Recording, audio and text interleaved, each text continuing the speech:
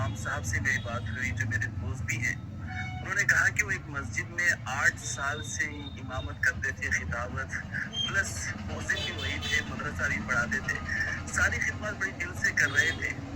اچانک 8 سال کے بعد حال ہی میں اس مسجد کے صدر نے انہیں بلایا اور کہا کہ امام صاحب آپ کو 8 سال سے ہم دیکھ رہے ہیں, ہمیں کچھ نئی ویرائٹی چاہیے, نیا چہرہ, نئی آواز چاہیے, آپ اپنا انتظام کہیں اور کر لیں. امام صاحب نے کہا کہ ان کے دل پر ایک قیامت سی لوٹی. انہوں نے صدر سے کہا کہ صدر صاحب یہاں پہ میرے بچے اسکول میں پڑھ رہی ہیں, محلے میں سیٹ ہو چکا ہوں, 8 سال کا عرصہ کوئی چھوٹا نہیں ہوتا ناظرین. میں نے کہا کہ میرے بچے کہاں جائیں گے, کہاں پہ پڑھیں گے, میں اچانک گھر کا انتظام کیسے کروں, کہاں جاؤں, مجھے تھوڑی مہلت تو دیں. اس صدر نے کہا کہ تمہارے بچوں کی ذمہ داری ہماری تھوڑی ہے, تم اپنا انتظام کہیں اور کر لو.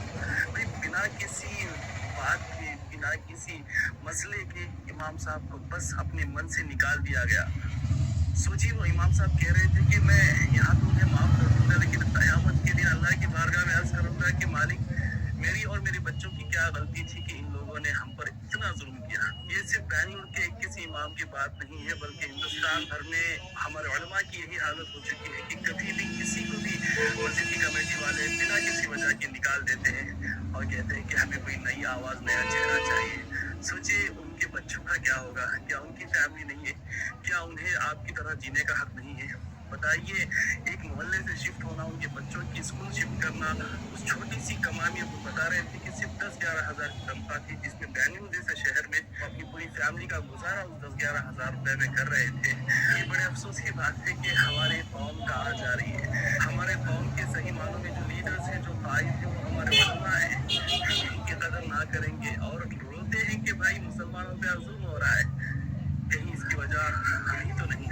یہ چیزیں بند ہونی چاہیے, علماء پر اس طریقے کا ظلم بند ہونا چاہیے.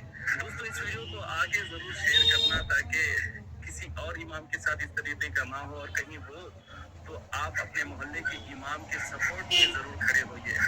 جب تک کہ اس کی صحیح غلطی نہ ہو تب تک اس طریقے کی حرکت کرنا بالکل درست نہیں ہے.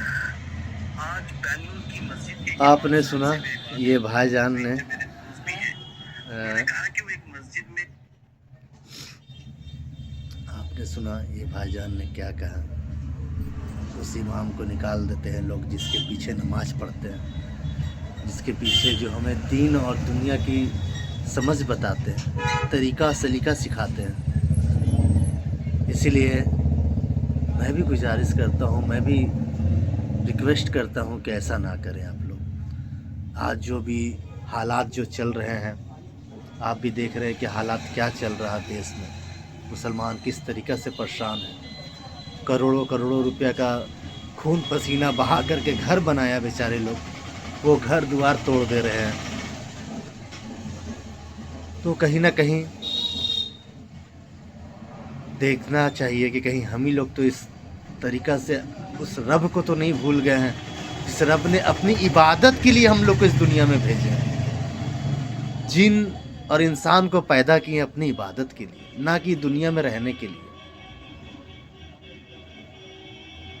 باقی بہرحال اللہ ہم اور آپ کو سمجھنے کی اور اس میں عمل کرنے کی توفیق دے. السلام علیکم.